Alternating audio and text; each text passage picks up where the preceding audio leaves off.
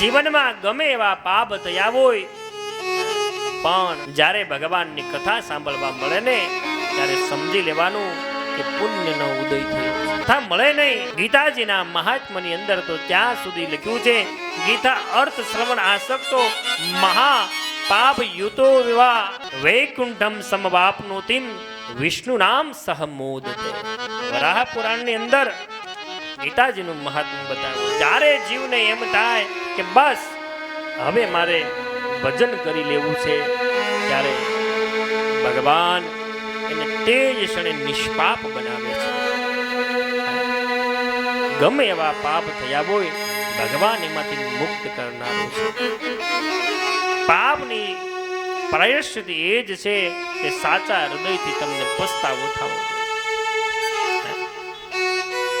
આયા કેવડી મોટી વાત. જેણે માતા અને પિતાની હત્યા કરી, જેણે વેશ્યાઓનો સંગ કર્યો, જેણે દારૂનું પાન કર્યું, એ ક્ષણવારમાં ભગવાન એને મુક્ત બનાવી દીધો. ભગવાન કેટલો કૃપાળુ છે. આનો અર્થ કોઈ એવો ન કરે હો કે ગમે એટલા પાપ કરીને પછી છેલ્લે જાતા જાતા એક કથા સાંભળી લેવું એટલે કઈ વાંધો. ઘણા એવો અર્થ કરે છે.